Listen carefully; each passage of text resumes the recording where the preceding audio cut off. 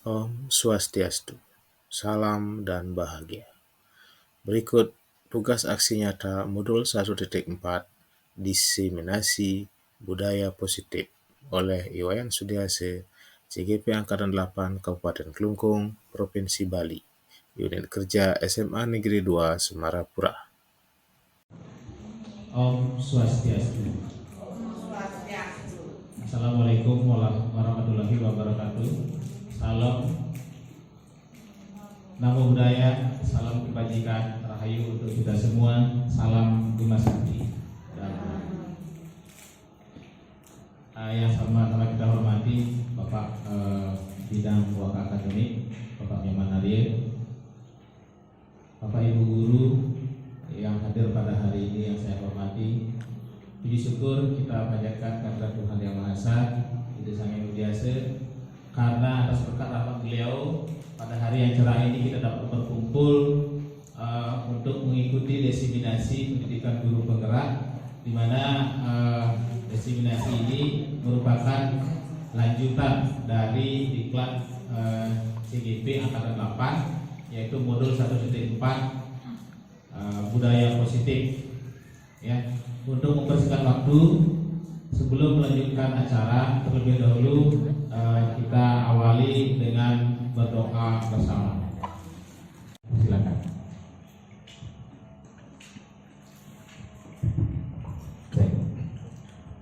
Baik, terima kasih Pak Wayan atas waktunya. Sebelumnya izin kaidah dalam bahasa negara Partai Umat. Om Swastiastu. Om Swastiastu. Assalamualaikum warahmatullahi wabarakatuh. Salam sejahtera untuk kita semua. Yang saya hormati Pak Wayan Sudiase selaku guru penggerak ya, calon guru penggerak ya, yang saat ini masih mengikuti pelatihan, dan ini mungkin Pak Wayan Sudiase adalah angkatan keberapa Pak Wayan? Ke-8 dari angkatan sebelumnya yang sudah saya lihat di situ ada 2, angkat 7-nya ada angkat 6 ya Pak. Yang Pak Cahyanto sama Bu Dalinya itu angkatan 3 ya. Itu ada 2, kemudian angkatan 7-nya ada 10 orang, dan Pak Sudiase tidak juga kalah ketinggalan ini. Bersama ada 3 orang ya saat ini Pak Wayan ya, yang sedang mengikuti kegiatan calon guru penggerak, yang dalam hal ini mungkin dari 3 itu yang Pak Wayan aja yang masih sedang dipanggil ya. Ya, selamat untuk Pak Wayan. Kemudian juga yang saya hormati rekan-rekan guru yang hadir pada hari ini yang menjadi sasaran ya untuk desiminasi kegiatan ini, yang juga saya hormati. Hadirin semua yang juga saya hormati. Saya dalam hal ini mewakili Bapak Kepala Sekolah untuk memberikan sedikit sambutan atau arahan terhadap kegiatan yang dilakukan baik oleh teman-teman guru secara individu ataupun dalam kelompok. Yang pertama, saya sangat apresiasi terhadap upaya yang dilakukan oleh guru untuk meningkatkan kompetensi secara individu melalui kegiatan apapun itu, termasuk diantaranya adalah kegiatan guru penggerak.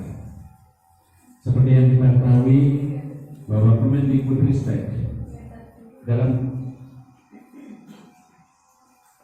kegiatan perubahan program pendidikan, di mana telah memunculkan kurikulum merdeka. Di dalamnya itu ada begitu banyak program-program yang ditawarkan untuk merubah paradigma pendidikan baru di Indonesia.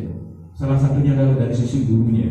Ada guru, ada PP ya, pengajar praktek, ada komite pembelajaran, ada guru penggerak, dan banyak lagi. Ini saya kira adalah sebuah upaya terobosan yang dilakukan oleh kementerian untuk mengubah kegiatan pembelajaran yang mana diketahui bahwa secara internasional kita memang jauh ketinggalan. Jadi mudah-mudahan dengan kegiatan ini itu Indonesia itu bisa bangkit dari keterpurukan terutama dalam dunia pendidikan. Dan khusus untuk kegiatan ini, dari apa yang disampaikan sama Pak Wayan, selama mengikuti kegiatan BIMTEK atau kegiatan pelatihan ya, calon guru penggerak, saya melihat itu ada banyak sekali kegiatan-kegiatan yang sangat baik untuk dilakukan atau diterapkan di sekolah, yang saya kira itu sangat menunjang untuk kegiatan kemajuan pendidikan kita, khususnya di SMA 2 Semarapura. Dan saya juga berharap bahwa kegiatan ini akan terus dilaksanakan sampai tuntas Pak Wayan, dan bisa juga akan diikuti oleh teman-teman yang lainnya. Jadi saya melihat sampai saat ini begitu banyak teman-teman yang mengikuti kegiatan ini dan menciptakan sebuah atmosfer yang luar biasa di SMA 2 ini. Ada rasa ingin kompetitifnya, keinginan untuk maju itu luar biasa. Jadi tingkat persaingan untuk meningkatkan kompetensi masing-masing itu saya lihat sangat luar biasa. Mudah-mudahan ini akan menjadi kegiatan yang positif dan menumbuhkan sebuah kegiatan positif di lembaga kita ini, dan ujung-ujungnya adalah berimbas pada prestasi baik pada sekolah maupun pada anak-anak kita. Saya harap dengan kegiatan ini Pak Wayan tidak hanya cukup sampai di situ, nanti bisa mengeluarkan atau mengimbaskan kepada semua stakeholder yang ada di lingkungan kita, juga di sekitar kita. Dan kami juga di pengelola, yang mana kami juga mengikuti kegiatan komite pembelajaran, kami juga ditugaskan untuk mendesiminasikan atau berbagi kepada teman-teman yang ada di luar sekolah kita. Itu artinya bahwa kita bukan menjadi milik kita pribadi, tetapi adalah kita dari bagian dari lingkungan sekolah kita juga. Jadi kita merupakan bagian dari milik dari yang lebih luas di kabupaten ataupun di provinsi. Intinya apa yang coba kita lakukan merupakan bagian upaya untuk memajukan pendidikan di bangsa ini. Nah, jadi dengan demikian mungkin saya berharap pada teman-teman Pak Wayan khususnya di sini yang hari ini melakukan desiminasi ya terhadap praktek-praktek baik yang mungkin dilakukan ya, yang diterima kemudian akan dilakukan, dan kita harapkan desiminasi ini akan terus berlangsung dan bisa menjadikan wujud nyatakan semua kegiatan yang Pak Wayan pernah lakukan. Dan berikut juga saya berharap pada teman-teman yang lain yang mungkin belum mengikuti atau belum mengikuti kegiatan CGP, saya kira peluang-peluang seperti itu masih banyak ada, dan saya berharap juga bisa mengikuti jejak-jejak teman-teman yang sudah mengikuti, sehingga kita harapkan semua Bapak Ibu guru, teman-teman yang ada di sini bisa mengikuti perkembangan yang ada, dan mungkin juga ada semacam iming-iming atau syarat nanti bahwa calon guru penggerak atau guru penggerak itu merupakan salah satu syarat bagi teman-teman untuk meningkatkan karirnya, terutama kalau di sekolah ya. Salah satu syarat bahwa untuk menjadi kepala sekolah itu minimal harus jadi guru penggerak Pak Wayan. Mudah-mudahan Pak Wayan atau teman-teman lain ya dengan ini itu apa yang mungkin yang dicita-citakan itu bisa tercapai. Walaupun begitu Pak Wayan, kami juga di sekolah tetap mendukung kegiatan ini dengan segala keterbatasan yang ada, tetapi support yang kami lakukan dengan kondisi yang ada, kita akan selalu berikan kepada teman-teman, bukan hanya pada Pak Wayan tetapi kepada seluruh teman-teman yang lainnya.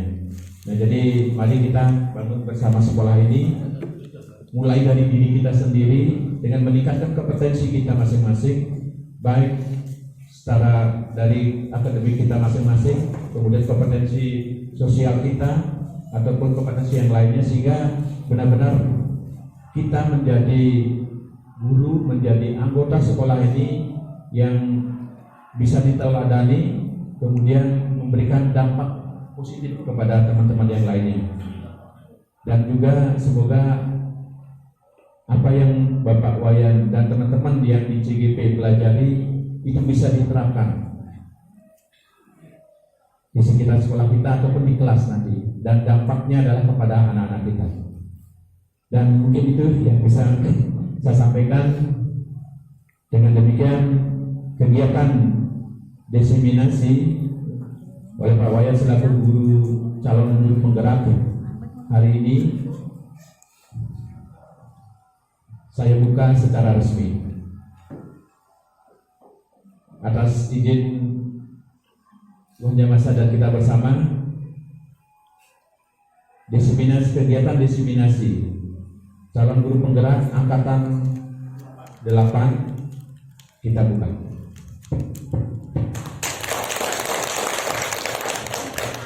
Saya kira dengan para pesanti, Om Santi Om. Terima kasih Pak Nyoman atas arahan dan sudah dibuka dengan resmi diseminasi guru penggerak khususnya di modul 1.4 budaya positif. Berikutnya kita akan tanpa membuang waktu lebih banyak, saya akan mulai langsung karena saya sendiri Bapak Ibu. Jadi diseminasi ini akan saya langsung pimpin sendiri begitu. Saya mulai dari menjabarkan konsep atau materi yang sudah saya dapatkan pada saat pelatihan. Jadi budaya positif Bapak Ibu. Nah, ini kata yang sudah sering kita dengar, di mana modul ini pengembangnya ada Andri Nur Cahyani dan kawan-kawan. Kemudian di sini sebelum saya mulai ada beberapa pertanyaan pemantik. Rasanya tidak perlu dijawab Bapak Ibu, cukup disimak saja. Yang pertama, hukuman dapat mendisiplinkan anak. Ya, cukup dijawab saja, nanti dijawab dalam hati Bapak Ibu setuju atau tidak setuju ya. Kemudian yang kedua, pemberian hukuman dengan hal positif seperti membaca atau membersihkan halaman sekolah dapat meningkatkan disiplin anak. Kemudian yang ketiga, memberi penghargaan dapat meningkatkan motivasi belajar anak. Nah, nanti setelah kita bersama menyimak materi yang akan saya sampaikan, baru akan menjawab pertanyaan itu Bapak Ibu. Nah, selanjutnya pada topik ini, topik-topik yang akan kita bahas, yang pertama adalah disiplin positif dan nilai-nilai universal. Kemudian yang kedua, teori motivasi, hukuman dan penghargaan serta restitusi. Yang ketiga, keyakinan kelas. Kemudian yang keempat, kebutuhan dasar manusia dan dunia berkualitas. Yang kelima, restitusi, yaitu 5 posisi kontrol. Kemudian yang keenam, restitusi segitiga. Dan yang terakhir nanti Bapak Ibu kita coba praktekkan restitusinya. Segitiga restitusi kita coba praktekkan bagaimana sebenarnya kita menangani siswa yang melakukan penyimpangan baik di kelas maupun di lingkungan sekolah kita. Demikian topik-topik yang akan kita bahas pada pagi hari ini. Bapak Nyoman, tanpa mengurangi rasa hormat, Bapak Nyoman kalau memang ada kesibukan yang persilakan untuk meninggalkan ruangan ini. Terima kasih Pak Nyoman. Materinya adalah disiplin positif dan nilai-nilai kebijakan universal. Yang pertama Bapak Ibu, saya ingin pada Bapak Ibu melakukan sebuah kegiatan saya dan Bapak Ibu. Ya, saya adalah teman Bapak Ibu, Bapak Ibu teman saya. Jadi saya minta sekarang pada Bapak Ibu semuanya untuk mengepalkan, menaruh sesuatu di tangan Bapak Ibu, di mana sesuatu itu sangat berarti sekali bagi Bapak Ibu. Ya, dan kemudian saya akan berusaha meminta dari kepalan apa yang Bapak Ibu kepala itu. Ya, yang pertama saya minta kepada Bu Ulan, saya akan rayu dia apakah dia mau membuka tangannya atau tidak, gitu ya. Halo Bu Ulan, apa sih yang Ibu Ulan genggam di tangannya? Boleh Kak, kalau saya minta itu. Tidak bisa. Baik, terima kasih Ibu. Sensei Satya, apa yang Ibu genggam di tangan Ibu, boleh nggak saya minta Ibu? Nggak boleh. Ibunya nggak mau ngasih saya. Siapa ini? Bu Lode, apa sih yang Ibu genggam di tangan Ibu? Bu Lode cantik deh. Boleh nggak saya minta ya? Boleh nggak saya minta ya Bu ya? Begitu ya. Kok nggak dikasih Bu? Baiklah Bapak Ibu. Nah, demikian tadi dari kegiatan kita menggenggam sesuatu di tangan kita. Jadi di sana ada posisi kontrol Bapak Ibu. Kalau memang Bapak Ibu ketika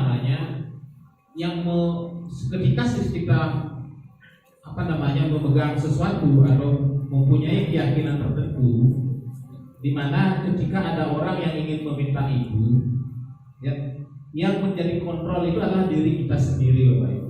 Entah kita mau memberikan atau tidak, itu yang mengontrol itu adalah kita sendiri.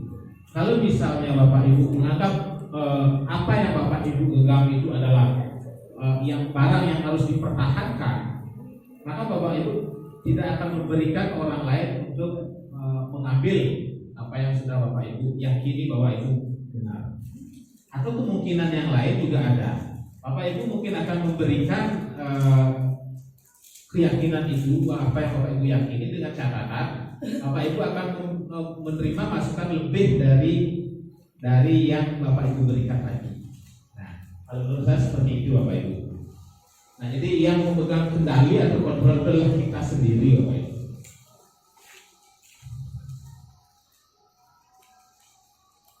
Nah, berikutnya saya lanjutkan kepada perubahan paradigma atau teori kontrol atau teori pilihan atau kontrol.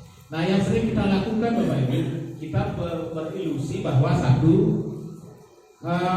ilusi guru mengontrol murid.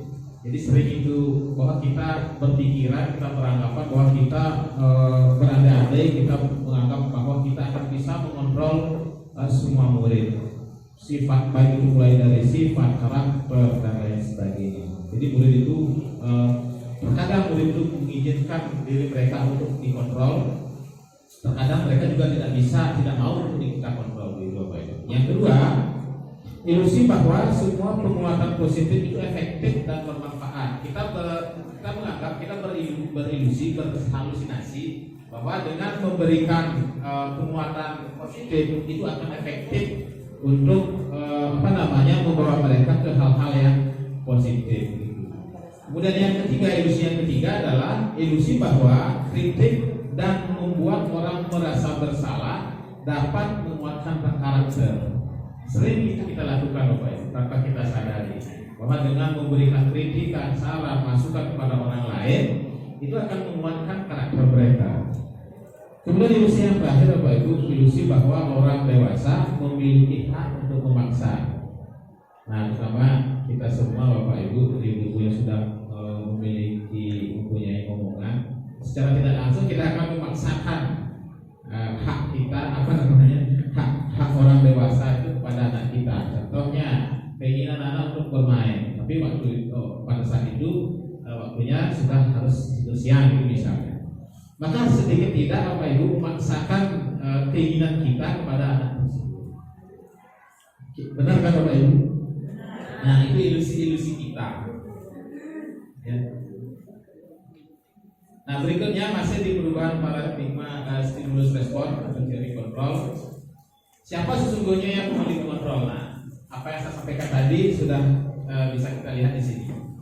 Kita mencoba mengubah orang agar berpandangan sama dengan kita, itu stimulus responnya Bapak Ibu. Kemudian teori kontrolnya, kita berusaha memahami pandangan orang lain tentang dunia. Ya. Kemudian yang kedua, perilaku buruk dilihat sebagai suatu kesalahan. Menurut teori kontrol, semua perilaku memiliki tujuan. Jadi semua kelakuan, semua perilaku yang kita lakukan itu memiliki tujuan Bapak Ibu. Kemudian orang lain bisa mengontrol saya.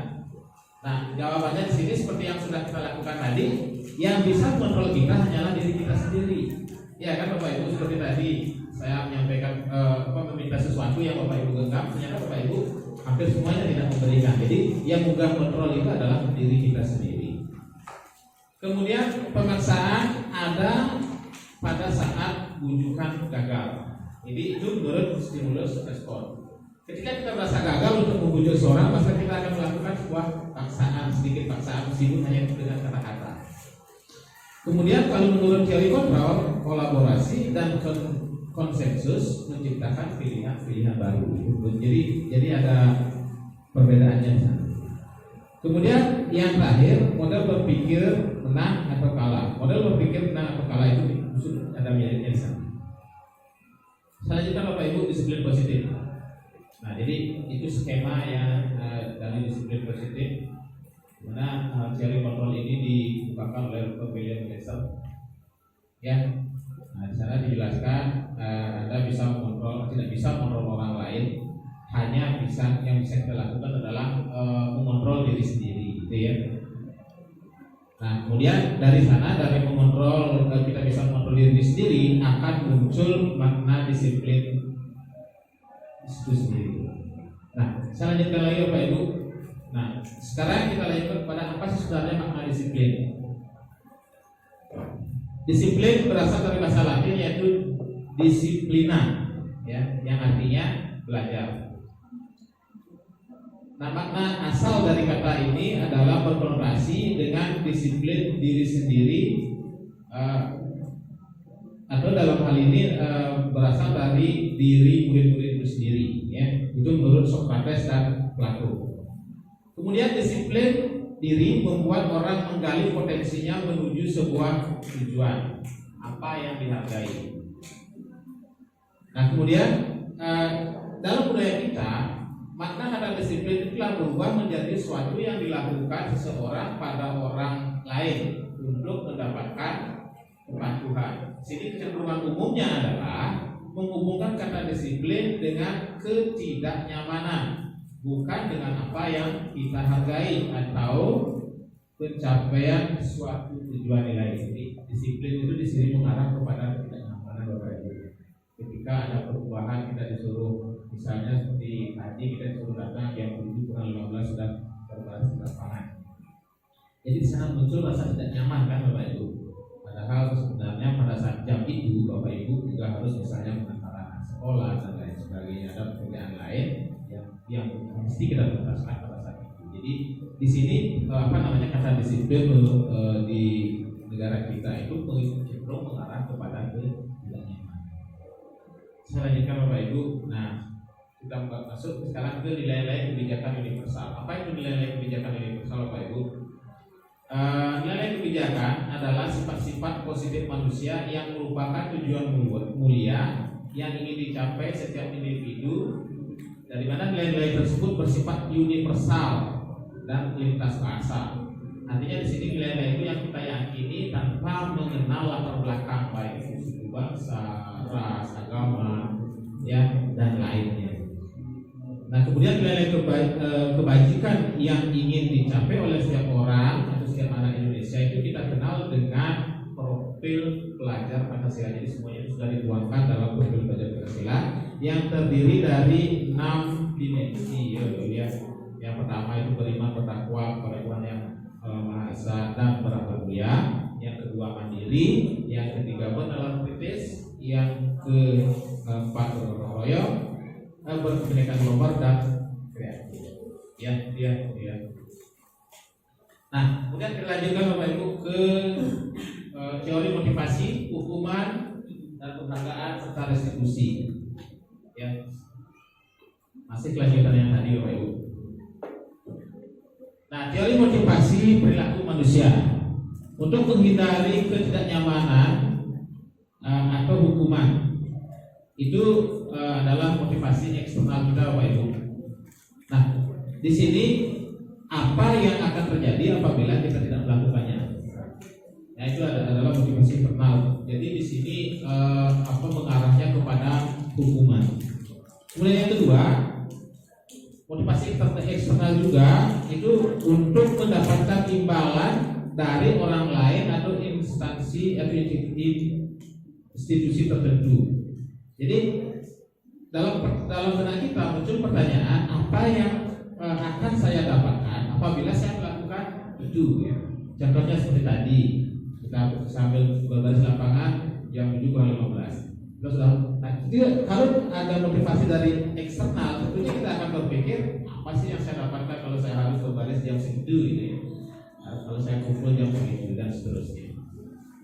Nah, kalau motivasi internal Bapak Ibu itu mengarah kepada tujuan disiplin positif. Contohnya begini, untuk menghargai diri sendiri, misalnya, saya datang jam 6:45. Nah, di sini pertanyaan mungkin yang ada dalam diri kita itu adalah saya akan menjadi orang yang seperti apa jika saya melakukan hal itu.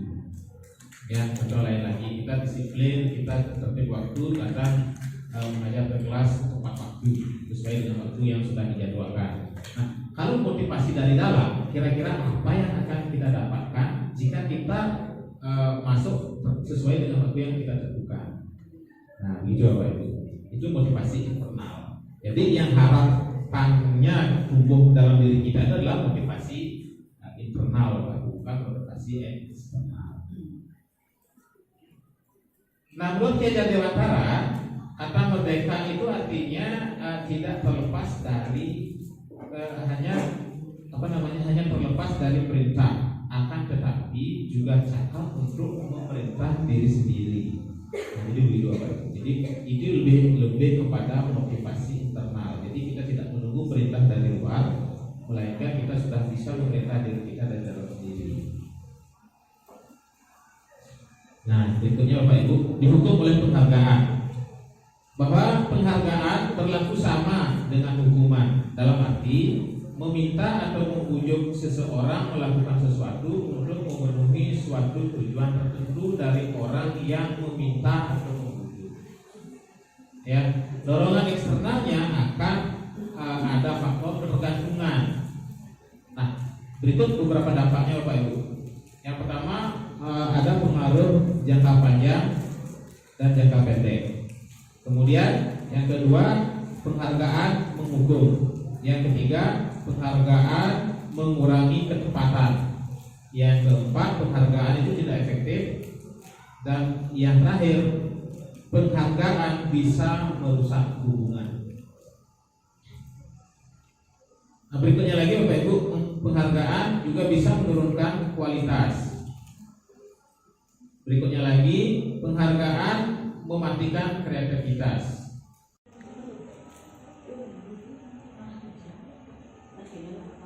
Lanjut ya Bapak Ibu. Nah, saya lanjutkan di sini. Tugas perbedaan hukuman dan konsekuensi. Jadi di sini ada tindakan guru. Kita coba cek dulu hukuman atau konsekuensi ya Bapak Ibu. Yang pertama, mencatat betul sekali dalam buku kalimat. Saya tidak akan terlambat lagi karena terlambat ke sekolah. Kira-kira itu bentuk hukuman atau konsekuensi Bapak Ibu?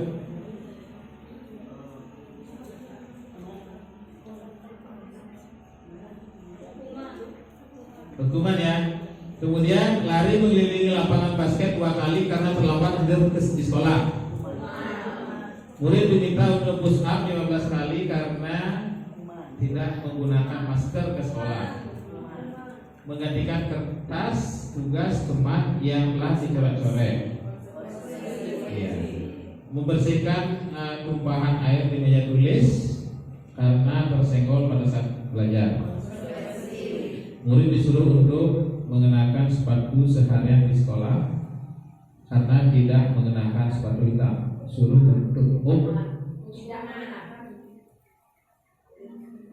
tidak mengenakan sepatu maksudnya itu ya. Yang terakhir, lari mengelilingi lapangan basket 2 kali karena terlambat 10 menit untuk pelajaran PJUK. Benar atau tidak? Konsekuensi ya, karena dia ada pelajaran PJUK yang berbeda dengan yang di atas tadi ya Bapak Ibu. Kita coba lihat.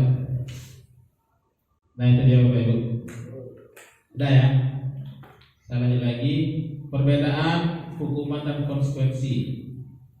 Yang pertama, kalau hukuman sesuatu yang menyakitkan harus terjadi, tapi di konsekuensi sesuatu itu memang harus terjadi kan Bapak Ibu, yang tidak bisa kita hindari ya. Jadi bagaimana caranya mengulangi sesuatu yang sudah terjadi kan tidak bisa. Kemudian membuat anak sakit, itu kalau hukuman baik fisik maupun hati dalam jangka waktu lama. Kalau di konsekuensi, anak menghargai membuat anak merasa tidak nyaman dalam jangka waktu pendek, jadi cepat hilangnya. Kemudian yang ketiga, anak membenci kedisiplinan. Nah, kalau di konsekuensi, anak menghargai kedisiplinan dan seterusnya, Bapak Ibu ya. Baik, nah sekarang kita lanjut kepada restitusi. Apa sih sebenarnya restitusi itu? Restitusi adalah proses menciptakan kondisi bagi murid untuk memperbaiki kesalahan mereka, sehingga mereka bisa kembali kepada kelompok mereka dengan karakter yang lebih kuat. Restitusi juga merupakan proses kolaboratif yang mengajarkan murid untuk mencari solusi dari masalah mereka. Jadi kita tidak memberikan hukuman, tetapi mengajak mereka untuk mencari solusi dari masalah yang terjadi tadi. Begitu Bapak. Nah itu menurut Gosen ya. Nah kemudian identitas gagal dan identitas sukses ya. Kalau hukuman akan menciptakan kegagalan ya. Kemudian kalau disiplin, konsekuensi, di sana ada restitusi dan seterusnya Bapak Ibu. Saya lanjutkan. Nah, 9 ciri-ciri restitusi Bapak Ibu. 1, bukan untuk menebus kesalahan, namun untuk belajar dari kesalahan. Jadi tidak menebus kesalahan dia, tapi belajar memperbaiki kesalahannya. Oke. Kemudian ciri yang kedua adalah memperbaiki hubungan. Ya. Yang ketiga, memberikan tawaran bukan paksaan. Yang keempat, restitusi menuntut untuk melihat ke dalam diri. Yang kelima ya sekarang ya, restitusi mencari kebutuhan dasar yang mendasari tindakan. Yang keenam, restitusi diri adalah cara yang paling baik. Kemudian yang ketujuh, restitusi fokus pada karakter bukan tindakan. Yang kedelapan, restitusi fokus pada solusi seperti tadi. Kemudian 9, restitusi mengembalikan murid yang berbuat salah kepada kelompoknya sehingga mereka merasa tidak dihukum gitu. Jadi mereka segera kembali pada kelompoknya dan berbaur kembali tanpa rasa bersalah. Berikutnya saya lanjutkan kepada keyakinan kelas Bapak Ibu. Nah, keyakinan kelas, apa itu keyakinan kelas Bapak Ibu? Mengapa tidak peraturan saja ya? Nah, di sini saya ambil ilustrasinya. Saat kita mengendarai sepeda motor, kita wajib menggunakan helm ya. Kemudian mengapa kita memiliki peraturan 3M, yaitu menggunakan masker, mencuci tangan, dan jaga jarak pada saat COVID ya Pak ya. Kemudian yang ketiga, mengapa kita memiliki peraturan harus datang tepat waktu pada saat mengikuti pelatihan. Nah, untuk mendukung motivasi intrinsik, kita kembali kepada nilai-nilai atau keyakinan-keyakinan yang lebih menggerakkan diri kita dibandingkan dengan serangkaian mengikuti peraturan-peraturan. Saya lanjut Bapak Ibu. Nah,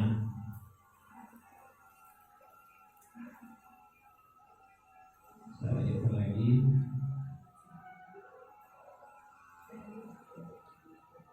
Nah sekarang ini, bagaimana menyusun keyakinan kelas?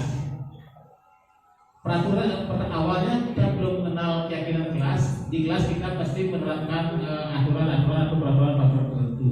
Contohnya di sini selalu kembalikan buku ke tempatnya. Itu contoh bentuk peraturan Bapak Ibu. Kemudian yang kedua, dilarang mengganggu orang lain. Nah, kalau keyakinan kelas bahasanya lebih sederhana Bapak Ibu, yaitu selalu kembalikan buku pada tempatnya. Keyakinan kelasnya kita ubah menjadi nilai kebajikan apa yang muncul di sana kalau kita menaruh buku pada tempatnya, ya, dan seterusnya. Yang dilarang mengganggu orang lain, maka kita ubah kalimatnya menjadi lebih positif, yaitu menghormati orang lain. Kemudian hadir 15 menit sebelum pembelajaran dimulai. Jadi keyakinan kelas yang muncul karena mungkin menghormati orang lain atau berkomitmen. Jadi kata-katanya beda-beda itu. Karena kata-kata positif pada peraturan, kata-kata negatif pada peraturan itu kita ubah menjadi kalimat positif di keyakinan kelas. Ya. Nah, dilarang menggunakan narkoba. Jadi di sana bisa kita buat keyakinannya untuk alasan kesehatan kita. Nah, jangan berlari di kelas atau di koridor, itu mengarah kepada keselamatan atau keamanan. Selanjutnya yang keempat, Bapak Ibu, kebutuhan dasar manusia dan dunia berkualitas. Kebutuhan dasar manusia pada intinya adalah yang pertama itu bertahan hidup. Kemudian kita butuh kasih sayang dan rasa diterima. Berikutnya kita memerlukan kesenangan, dan yang keempat kita memerlukan kebebasan, dan yang terakhir adalah kita memerlukan penguasaan. Nah, berikutnya pelajaran kita yang kelima yaitu 5 posisi kontrol. 5 posisi kontrol di sini yang dimaksud adalah kita yang pertama sebagai penghukum, yang kedua membuat orang merasa bersalah, yang ketiga teman, yang keempat pemantau, dan yang kelima adalah manajer. Ya. Nah, dapat Bapak Ibu lihat kembali apa yang sedang kita lakukan. Kita berada di posisi yang mana? Apa penghukum, membuat orang merasa bersalah, teman, pemantau, atau manajer? Harapannya Bapak Ibu, setelah kita memahami 5 posisi kontrol ini, kita sebagai guru itu berada paling tidak berada di posisi pemantau. Harapan akhirnya adalah kita harus menjadi memiliki posisi kontrol sebagai manajer, ya Bapak Ibu ya. Nah, dengan jabaran seperti itu. Nah, pertanyaannya kita coba lihat ini Bapak Ibu. Saya kecewa sekali dengan kamu. Kira-kira siapa yang mengatakan itu? 5 posisi kontrol yang mana yang masuk ke sana? Saya kecewa sekali dengan kamu. Dan yang kedua, kamu tidak pernah benar melakukannya. Yang ketiga, ayolah lakukan demi Bapak, Ibu Bapak. Hanya kita meminta kepada anaknya. Kemudian yang keempat, apakah kamu mau mendapatkan stiker bintang hari ini? Itu kita memberikan hadiah ya. Bagaimana kamu bisa menyelesaikan masalah ini? Dan yang terakhir, kamu selalu yang paling terakhir. Kita lihat Bapak Ibu, kira-kira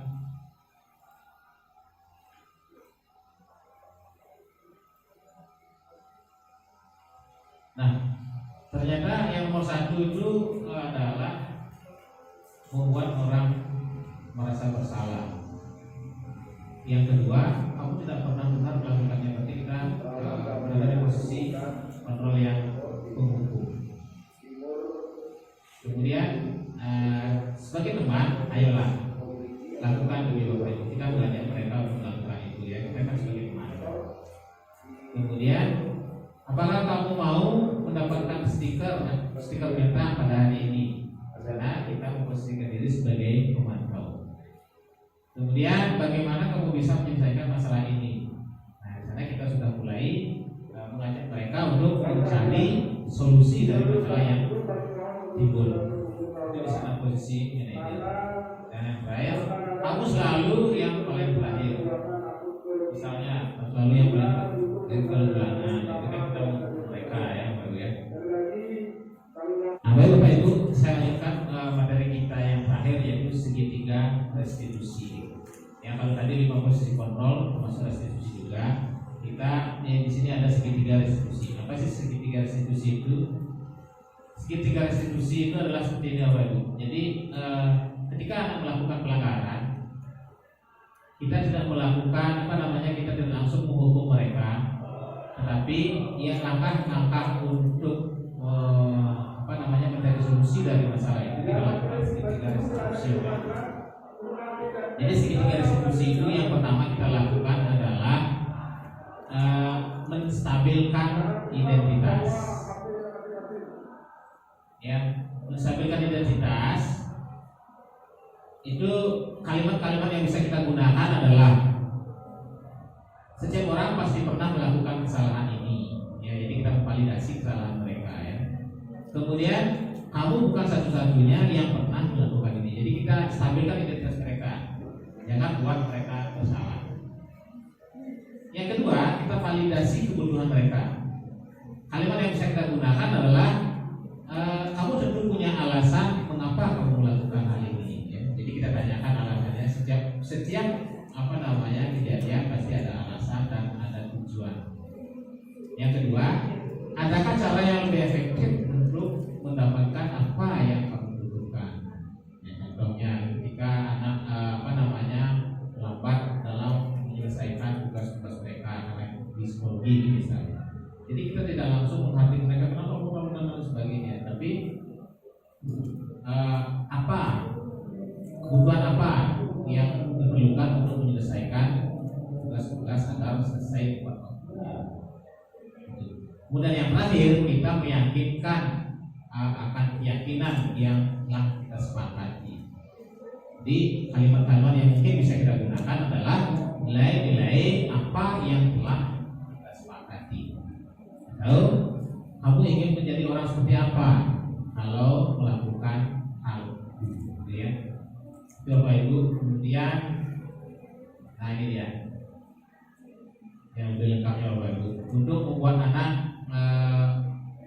yang merasa gagal karena berbuat salah menjadi positif saat ini. Jadi kita tidak menghukum mereka, tetapi mengembalikan rasa percaya diri mereka dengan mengubah kata-kata tadi dengan kalimat positif. Ada menstabilkan identitas. Nah, mungkin kita bisa berkata seperti ini: berbuat salah itu hal yang manusiawi. Ya, tidak ada manusia yang sempurna. Jadi biar mereka tutup gitu ya.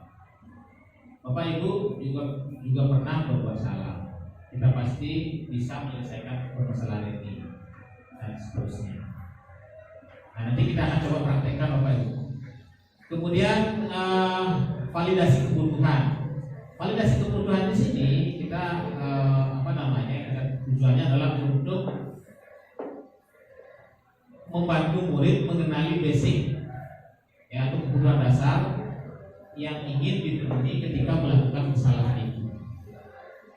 Dimana di sini pada dasarnya setiap tindakan manusia tujuannya adalah untuk memenuhi kebutuhan dasar mereka, ya, entah itu power, freedom, love dan belonging, kemudian fun atau survival, ya.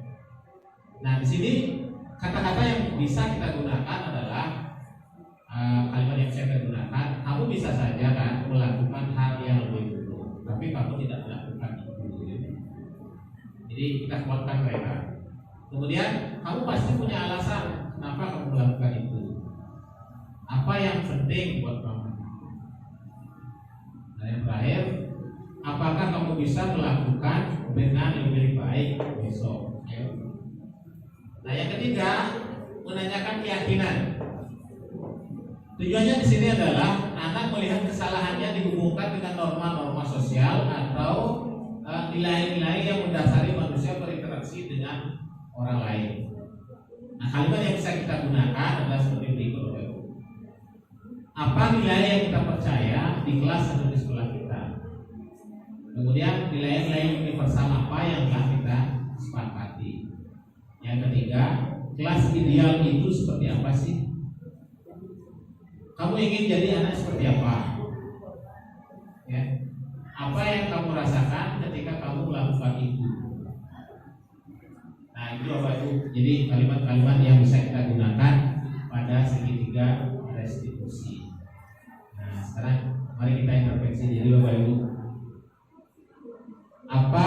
Apakah kamu ingin berbuat lebih baik? Pasti ya. Apakah saat ini kamu sedang menjadi orang yang sedang kamu inginkan? Jawabannya antara ya dan tidak ya, Ibu ya.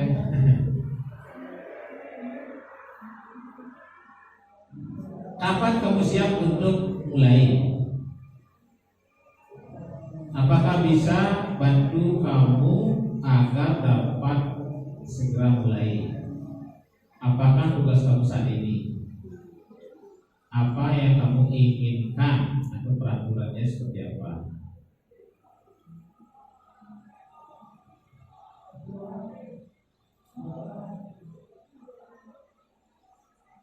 Nah, itu refleksi kita Bapak Ibu.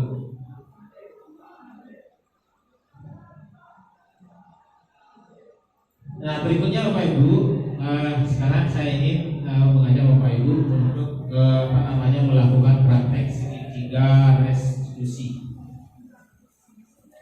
Segitiga restitusi. Di sini saya ambil sebuah kasus.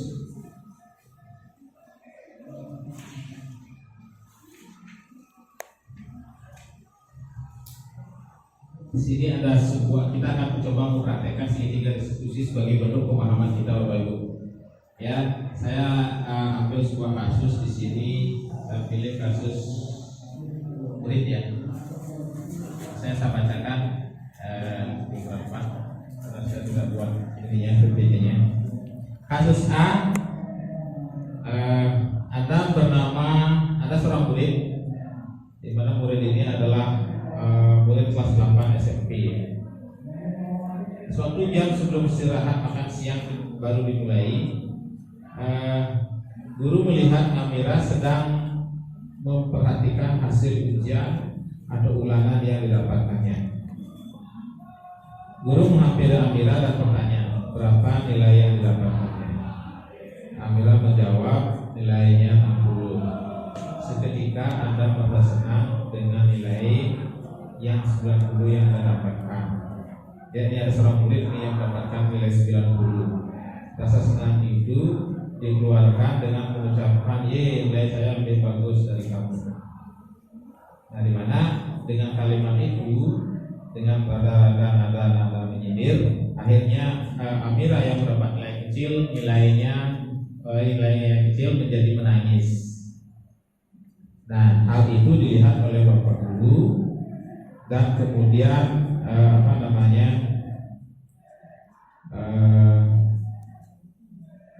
murid cowok tadi atau murid yang lain itu merasa bersalah, namun menyadari ada teman lain yang masuk ke dalam kelas. Dia memutuskan untuk keluar kelas. Suatu jam pulang sekolah, guru meminta waktu sebentar untuk berbincang dengan murid yang melakukan kesalahan tadi. Nah, Bapak Ibu, siapa yang mau menemani saya untuk menjadi murid yang mendapatkan nilai yang tinggi? Nah, baik Bapak Ibu, sebagai bentuk pemahaman kita mengenai segitiga restitusi, kita akan coba praktekkan dari kasus Ali dan Amira. Karena kebetulan di sini Alinya tidak ada, jadi kita balik posisinya. Ini ceritanya kasus ini ada seorang murid dia mendapatkan nilai yang besar, kemudian ada seorang murid lagi dia mendapatkan nilai yang lebih kecil.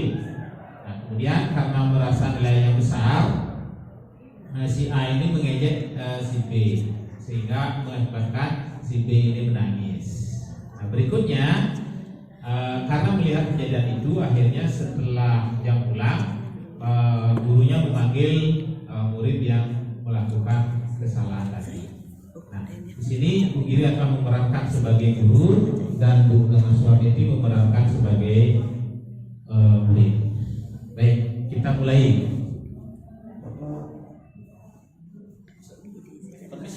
Permisi Bu, dengan Ibu memanggil saya. Iya benar sekali, Amira. Ya, silakan duduk dulu. Baik Bu. Tadi Ibu kan sudah membagikan hasil ulangan matematika yang sudah Ibu berikan.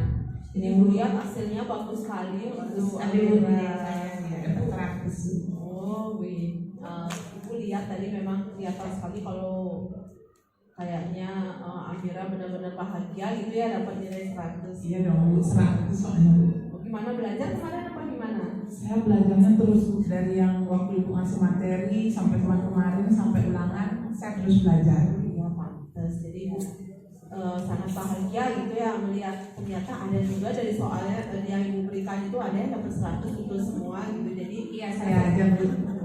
ya jadi ibu merasa saya berhasil nih gitu kayaknya belajar ya namanya mengajar kalian gitu kan ya walaupun ada juga teman yang lain gitu ibu lihat juga Iya di Bu, bawah. itu si Ali kecil nilainya Bu.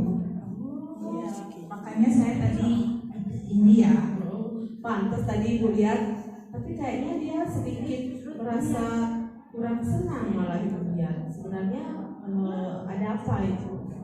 Jadi ibu lihat dari depan kelihatan sekali kalau Amira benar-benar bahagia ya dapat nilai 100. Tapi ibu lihat kok Ali rasanya dia kayak murung gitu di sebelahnya Amira, kenapa itu? Ini Bu, tadi saya membuli dia, saya bilang nilainya kok kecil banget sih kamu gitu. Masa nilainya kecil sudah dijelasin di depannya, saya bilang di depan teman-teman Bu. Karena biasanya yang paling kecil Bu. Ibu lihat nih kok dia sedih gitu. Tapi kalau misalnya ibu bangga kamu dapat, wajar kalau misalnya Amira bangga dapat nilai 100. Tetapi menurut Amira bagaimana kalau melihat tadi kondisinya Ali seperti itu? Bagaimana kira-kira perasaannya? Mungkin hancur. Ya setelah saya membuli dia karena nilainya paling kecil di kelas, saya kembali berpikir Bu, kenapa saya harus mengatakan itu? Karena saya lihat dia Bu, dia terus menunduk, sedih, sekali-kali mengusap hidungnya dan matanya berkaca-kaca gitu Bu. Nah itu yang ibu perhatikan tadi. Jadi ya kalau misalnya sebagai murid gitu misalnya kalau ibu seperti berada di posisinya Amira juga pasti sama akan merasa bangga dapat nilai 100 kan. Nah, tetapi kita juga perlu untuk menjaga perasaan teman kita yang lain kan gitu. Iya benar Bu, setelah saya berpikir dan terus berpikir, saya menyadari seharusnya saya mungkin tidak seperti itu. Ya tapi ya tidak apa-apa Amira, jadi berbuat salah itu wajar. Kalau ibu juga pernah berbuat salah dan tidak ada manusia yang sempurna kan. Nah kalau ibu lihat tadi kenapa kok bisa Amira sampai berlebihan seperti itu tadi euforianya? Apa alasannya kenapa harus berkata seperti itu di sebelahnya Ali gitu? Ya pertama karena saya merasa bangga Bu dengan pencapaian saya, bahagialah bisa mengalahkan si Ali Bu. Karena saya juga ada pesta dengan si Ali Bu.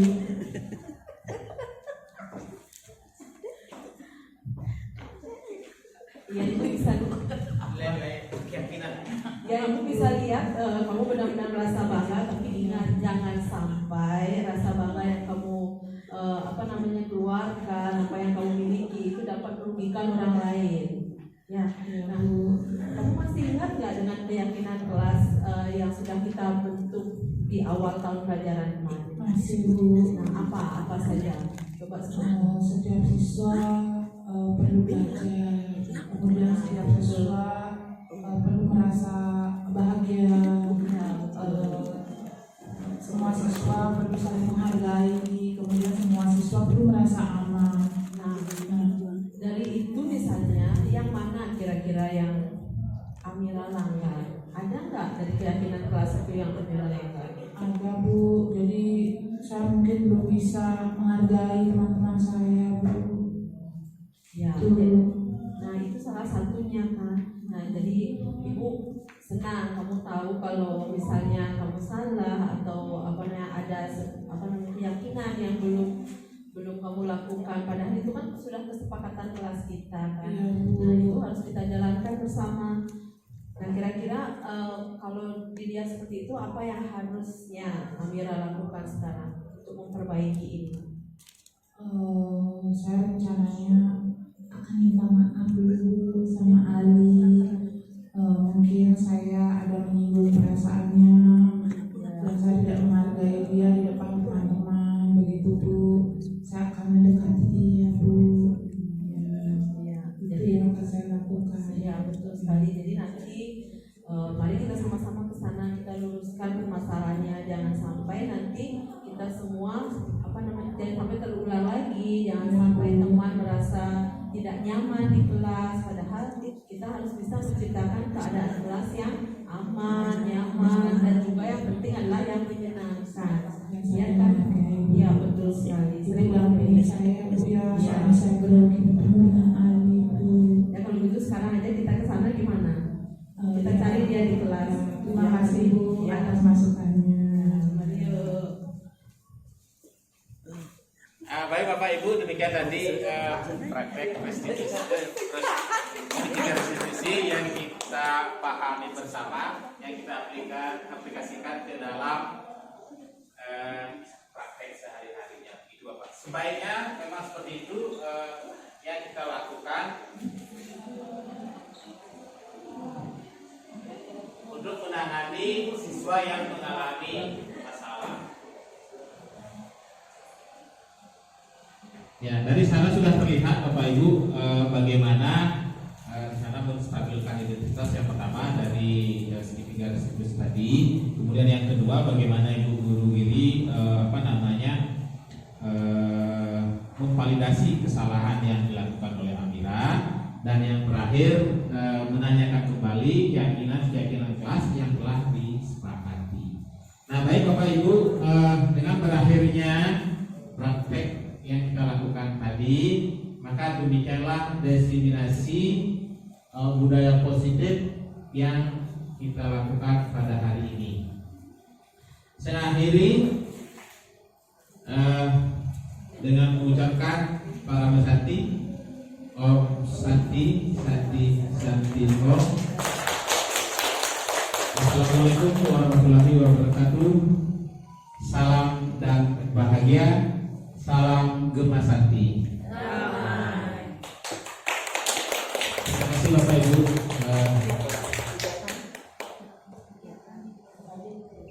Silakan, terima kasih Bapak Ibu atas partisipasinya. Boleh kembali ke ruangan. Demikian aksi nyata modul 1.4 diseminasi budaya positif. Semoga bermanfaat. Sekian dan terima kasih. Om Santi, Santi, Santi Om. Salam dan bahagia.